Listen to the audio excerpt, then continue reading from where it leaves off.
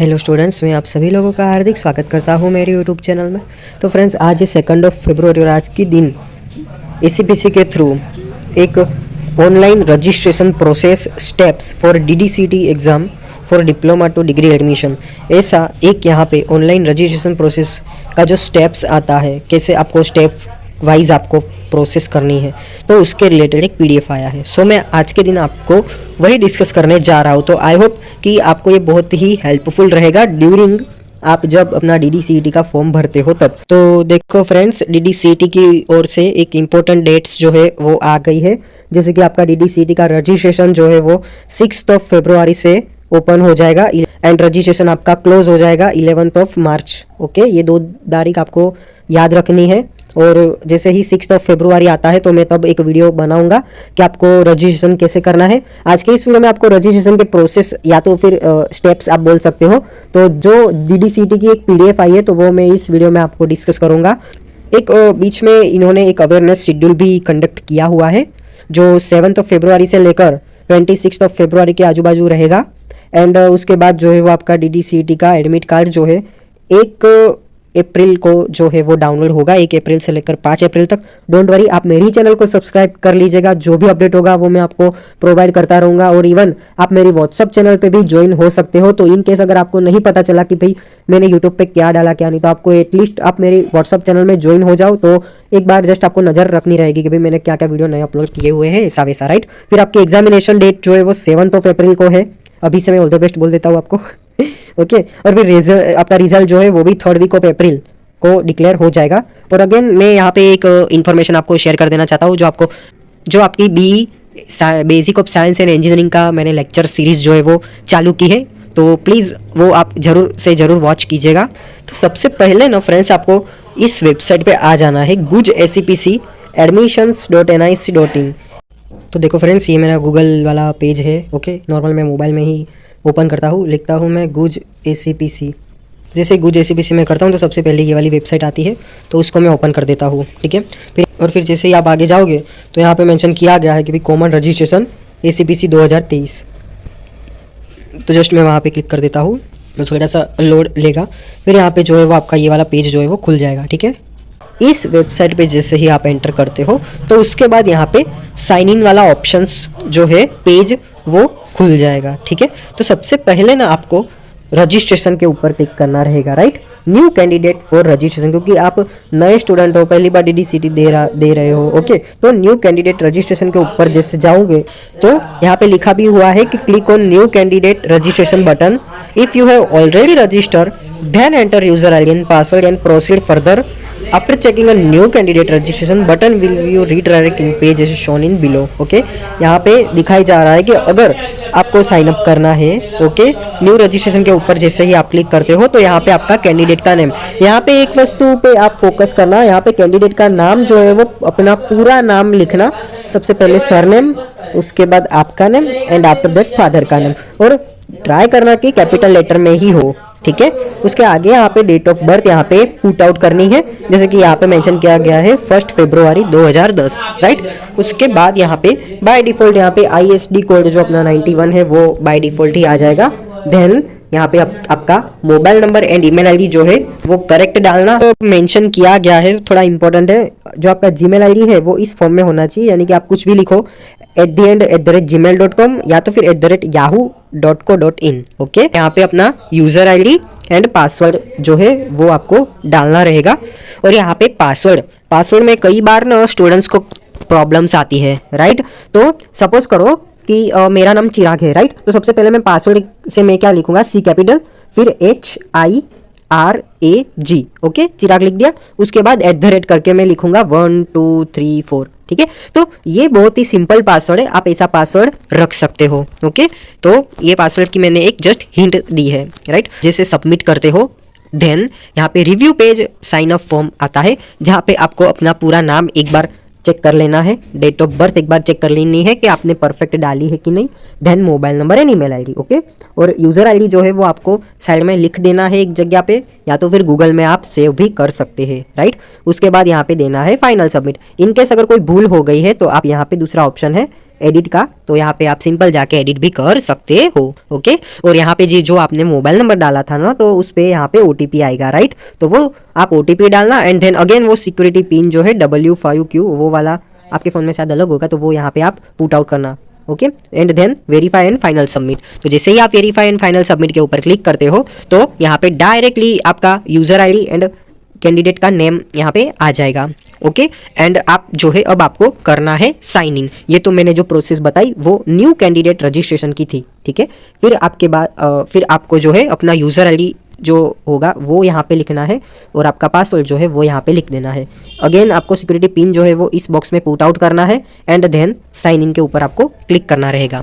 तो जैसे ही फ्रेंड्स आप साइन इन पे क्लिक करते हो ना, तो यहाँ पे आपको एक ऐसा डैशबोर्ड अपने मोबाइल स्क्रीन पे या तो फिर अपने लैपटॉप स्क्रीन पे आपको ऐसा पेज जो है वो दिखाई देगा। तो फ्रेंड्स क्या करना है, ये वाली जो सिक्योरिटी पिन है, राइट, ये वाला जो सिक्योरिटी पिन है वो आपको यहाँ पे एंटर करना होगा and then complete your personal details. यहाँ पे जैसे ही आप क्लिक करते हो तो यहाँ पे आपका पर्सनल डिटेल्स जो है ये वाला पेज आपके मोबाइल स्क्रीन पे या तो फिर आपके कंप्यूटर स्क्रीन पे खुल जाएगा। जो SSC की मार्कशीट है उस हिसाब से आपका नाम यहाँ पे दर्ज होना चाहिए, आपका फादर का नाम, आपकी मदर का नाम एंड यहाँ पे आपकी डेट ऑफ बर्थ, राइट। आपके फादर या मदर की नहीं, यहाँ पे आपकी डेट ऑफ बर्थ होनी चाहिए एंड देन आपका जेंडर, आप मेल हो तो मेल, फीमेल हो तो फीमेल, और इंडियन नेशनलिटी है हमारी। ओके, इन केस अगर कोई बाहर से है तो वो अपनी नेशनलिटी यहाँ पे एडजस्ट कर सकते हो। ओके, डोमिसाइल भी वैसे ही गुजरात आएगा। कैटेगरी आप जिस भी कैटेगरी में से हो, अगर आप OBC में हो तो OBC या तो फिर SEBC में हो तो वो क्लिक करना। और एक वस्तु है फ्रेंड्स कि अगर आपके पास जो सर्टिफिकेट है तो वो ही आप यहाँ पे मेंशन करना। ओके, जिस भी कास्ट से हो, SC ST। ओके, उसके बाद सब कैटेगरी डिटेल्स में यहाँ पे आपको मेंशन करना है कि अगर आप फिजिकली हैंडीकैप है तो यस, ना है तो नो। ओके, अगर आप एक्स सर्विसमैन है तो यस, अगर नहीं है तो नो। फिर आपको TFW में यहाँ पे फ्रेंड्स एक क्वेश्चन रहेगा आपको कि ट्यूशन फ्री वेबिनार जो है वो यहाँ पे यस लिखे कि फिर नो। ओके, तो जैसे कि आप यहाँ पे नीचे जाके देख सकते हो तो मेंशन किया गया है कि ट्यूशन फ्री वेबिनार आपको यस या नो किस केस में लिखना है, कि जिस आपकी फैमिली की इनकम लेस देन 8 लाख यानी कि 8 लाख से कम है तो आपको यस लिखना है, TFW यस लिखना है। ओके, एंड आपको परसेंटेज ऑफ डिसेबिलिटी यानी कि अगर कोई ऐसा डिसेबल पर्सन है तो उसको उसका सर्टिफिकेट होगा, अवश्य होगा उसके पास, तो वो यहाँ पे अपना वो डिसेबिलिटी परसेंटेज वो है इंडिकेट कर सकता है। ओके, फिर अदर इन्फॉर्मेशन में यहाँ पे फैमिली की एनुअल इनकम, यहाँ पे कुछ इनकम जो है वो ऐसे फॉर्म में होगी कि 2.51 लाख से 8 लाख, या तो फिर पहली कॉलम में मेंशन होगा 1 से लेकर 2.5 लाख। ओके, तो ये अपने हिसाब से आपको अपने हिसाब से यानी कि आपके पास फैमिली का एनुअल इनकम का सर्टिफिकेट होगा तो उस हिसाब से जो है वो आपको मेंशन करना रहेगा यहाँ पे। ओके, एंड सेकंड थिंग कि यहाँ पे फ्री शिप कार्ड लिखा है, तो अगेन कंफ्यूजन के यस लिखूँ या नो लिखूँ। ओके, फ्री शिप कार्ड की कंफ्यूजन भी मैं यहाँ पे आपको दूर कर देता हूँ। तो कहाँ पे आएगा, तो if you belong to SC और ST category and family income is less than 2.5 lakhs then select the yes. यानी कि आपको फ्री शिप कार्ड में तभी यस लिखना है कि जब आप SC ST कैटेगरी में से आते हो और आपकी फैमिली की इनकम 2.5 लाख से कम है। ओके, तो ही आपको फ्री शिप कार्ड में यस लिखना है। ये बात आपको रिमेंबर इट, ध्यान रखना। ओके, उसके बाद आपको देना है सेव एंड नेक्स्ट। उसके बाद जैसे ही आप सेव एंड नेक्स्ट करोगे तो ये वाले पर्सनल डिटेल्स वाला तो फॉर्म आपका फिलअप हो गया। यहाँ पे देख सकते हो view and edit upload documents image. Okay, तो यहाँ पे एक क्वेरीज रहती है आपको कि भाई मैं डॉक्यूमेंट का साइज जो है वो मैं कैसे करूँ, आपको पता नहीं चलता कई बार ना, तो डोंट वरी, मैं उसका लिंक जो है मैंने एक वीडियो बनाया हुआ है तो उसका लिंक मैं डिस्क्रिप्शन बॉक्स में डाल देता हूँ कि आपको अपना JPG का साइज ना कैसे आप रिड्यूस कर सकते हो, राइट। तो यहाँ पे फॉर्मेट जो है एक बार देख लो कि आपका फोटोग्राफ ना मिनिमम साइज जो है वो 10 KB से लेकर 100 KB तक आपकी होनी चाहिए एंड डॉक्यूमेंट का फॉर्मेट JPG का होना चाहिए, राइट। उसके बाद सिग्नेचर में भी क्राइटेरिया है कि आपका मिनिमम साइज जो है वो 10 KB से लेकर मैक्सिमम साइज 200 KB और JPG फॉर्मेट में होना चाहिए। ओके, फिर यहाँ पे डेट ऑफ बर्थ या तो फिर आपका स्कूल लिविंग सर्टिफिकेट, तो वो भी जो है आपका, लेकिन यहाँ पे एक फोकस करना, यहाँ पे PDF फॉर्मेट में मांगा है। ओके, तो PDF फॉर्मेट में आपको अपलोड करना है and again minimum size 10 KB and maximum size आपकी 200 KB की होनी चाहिए, राइट। और उसके बाद आपको देना है submit and review. Submit and review पे आप जैसे ही क्लिक करोगे तो यहाँ पे जो है आपको जैसे आपने रजिस्ट्रेशन किया था उस टाइम पे आपको दिखाया गया था कि क्या ये डिटेल्स बराबर है, अगर कोई मिस्टेक होती है तो आप एडिट कर सकते हो। तो सेम केस यहाँ पे आप एडिट कर सकते हो इनकेस अगर कोई इश्यू आया है, कोई प्रॉब्लम आई है। अगर नहीं आई है तो ये तो आपका लक है अच्छा तो फिर आप सेव एंड नेक्स्ट कर सकते हो। ओके, इससे ही आप यहाँ पे at the and save and next के बटन ऊपर क्लिक करते हो ना, तो आप अपने जो डैशबोर्ड वाले पोर्शन था ओके, तो वहाँ पे आप पहुँच जाते हो। तो वो हो जाने के बाद यहाँ पे जो सिक्योरिटी पिन है ना, तो वो आपको यहाँ पे पुट आउट करनी है एंड अगेन आपको करना है क्लिक हेयर टू अप्लाई के ऊपर। ओके, तो जैसे ही आप यहाँ पे क्लिक हेयर टू अप्लाई के ऊपर क्लिक करते हो ना, तो यहाँ पे आपको फर्स्टली स्टेप जो है वो रजिस्ट्रेशन फॉर्म आपको यहाँ पे दिखाएगा कि कंप्लीटेड है। इन केस अगर कोई एरर आता है तो आपको मेंशन किया जाएगा कि भाई कुछ इनकम्प्लीट हुआ है। एंड फर्दर एक इंपॉर्टेंट मैसेज आपके लिए कि ये जो आपका एप्लीकेशन नंबर है तो वो आपको लिख लेना है एक साइड, या तो फिर स्क्रीनशॉट पाड़ के रख देना है। उसके बाद आप यहाँ पे एप्लीकेशन फॉर्म के ऊपर यहाँ पे आपको क्लिक करना रहेगा। तो जैसे ही आप अपना एप्लीकेशन फॉर्म के ऊपर क्लिक करते हो तो आपको वापस एक ऐसा डैशबोर्ड जो है वो खुलेगा और यहाँ पे आपका एप्लीकेशन नंबर बाय डिफ़ॉल्ट जो है वो जनरेट किया होगा वो दिखाई देगा आपको। ओके, तो उसके बाद जो है आपको यहाँ पे सीरियल नंबर एक यहाँ पे बाय डिफ़ॉल्ट होगा और यहाँ पे अप्लाई फॉर, तो यहाँ पे आपको पिक करना है BE BTech। इन केस कोई ऐसा स्टूडेंट है जो मेरी वीडियो देख रहा है और वो बी फार्म में है तो वो बी फार्मेसी भी क्लिक कर सकता है। ओके, तो अपने हिसाब से वो क्लिक करना। उसके बाद यहाँ पे करना है सेव एंड नेक्स्ट।